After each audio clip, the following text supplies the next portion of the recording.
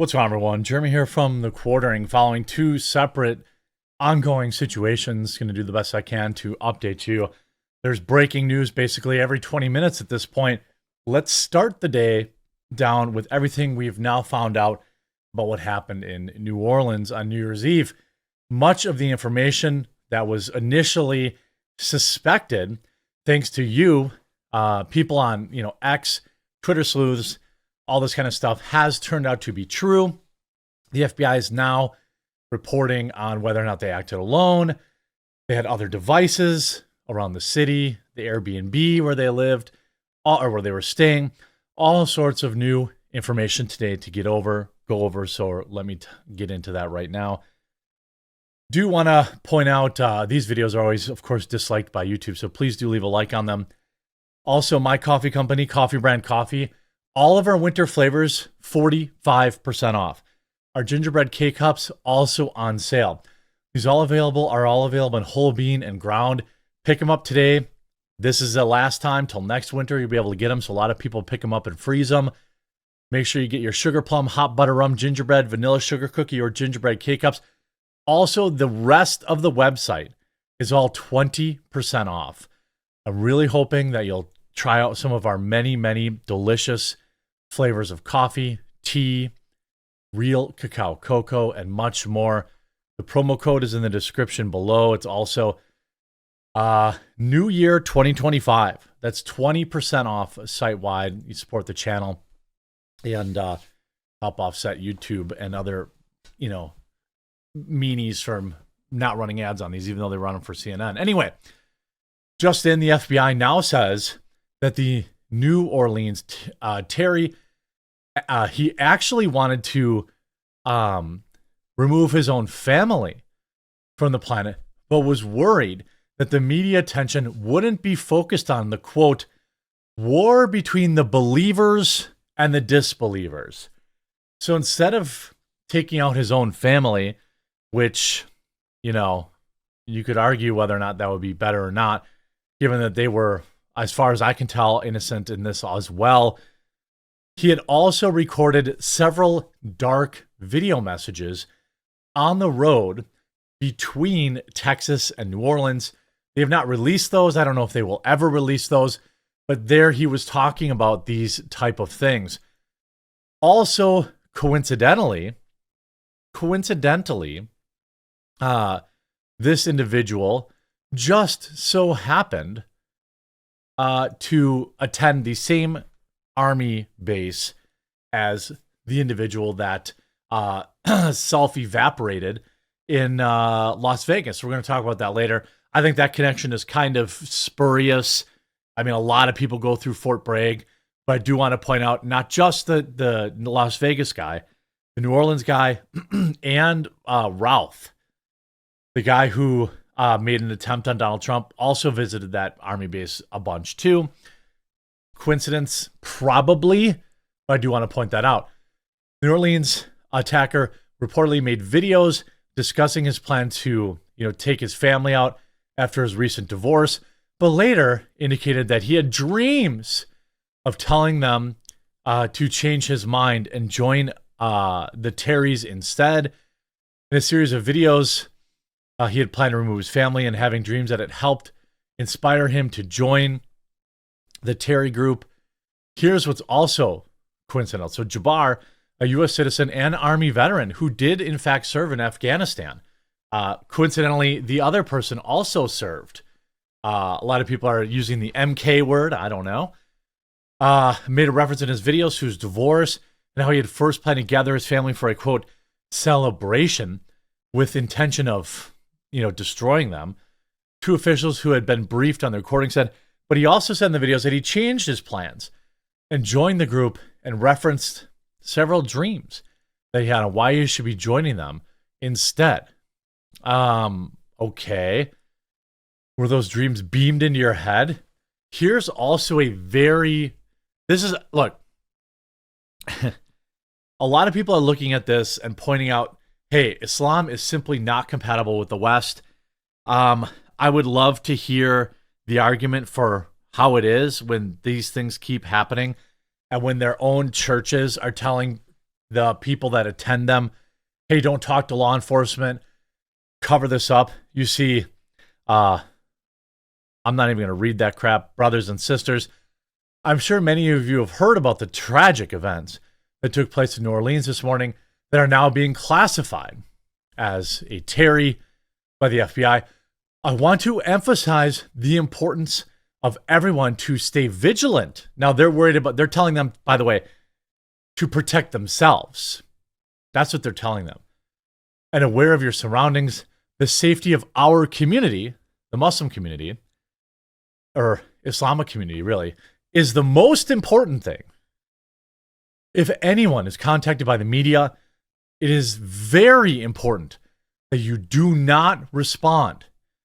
If approached by the FBI and a response is required, please refer to CAIR and ISGH. These are, I assume, law firms. I'm not sure. It is crucial that we stay united at this time as we condemn these terrible acts. You know what I would think a church would say? I know this is probably crazy. Hey, if you know anything, please tell law enforcement. That's what I would think, a church might say in this particular situation. Hey, if you know anybody else who might be getting radicalized, maybe you should tell the FBI. Now, curiously, this Jazikullah Karun Masjid Balil Management. Oh, this is the mosque, Masjid Bilal Management. Curiously, they said, hey, don't talk to police. Don't talk to anybody. The Office of the Inspector General says, quote, the evidence at trial linked CAIR leaders to Hamas, specifically designated as a terror organization, and CAIR was named as an unindicted co-conspirator in the case. This is the Council on American Islamic Relations, CAIR. Interesting. So they have links to terror groups. The church leaders are saying, hey, don't talk to the police. Even if you have information that may stop another imminent attack on the unclean, please do not tell them. Do not help the FBI. Do not speak to the media. Do not save other people's lives if you have information that may help them solve this crime. That's what they're saying. Now, a church, you would think, would say, hey, oh my gosh. Oh my Allah, why don't we talk, about what's going on here? Not, hey, don't tell anybody. By the way, ongoing right now, Constitution Avenue near the U.S. Capitol is now locked down by Capitol Police due to a suspicious vehicle. I'm sure that's nothing. Or make sure you subscribe or follow to the channel. Get updated. So we have the Army record, DUI, financial trouble. These are like this is how, the A to B's of how to get radicalized. Now, you do see college kids get radicalized, but they're just dumb. This individual, had money problems, was living in squalor, apparently, had goats wandering his property. A lot of people are wondering what the goats were there for. I don't know. A lot of people have goats. He also had expressed a desire to do terrible things. He was a kind man, a peaceful man, friends say. Oh, sounds really peaceful to me. Seems really peaceful to me. Of course, now that is the second American citizen that seemed to be, quote unquote, activated on New Year's. He had sheep and goats roaming his yard after his financial ruin. Here's where he lived, apparently, in a trailer with sheep and goats. I don't know. I don't know what that means. Nothing wrong with living in a trailer. A lot of people live in trailers. Boy, this picture looks very different. He did serve in the Army. What is interesting to me, here he is, young, posing for a photo on his computer. He served from March 2007 until January 2015 and was a reservist from January 2015 to the 2020. He left the rank at staff sergeant, according to the Army. That's 2 Army people now. Pretty interesting. They also found, I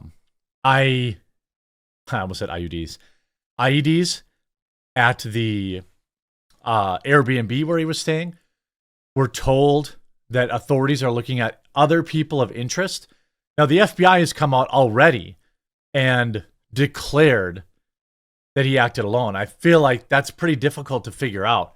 That's pretty difficult to figure out 12 hours later, but the FBI said he, of course, acted alone.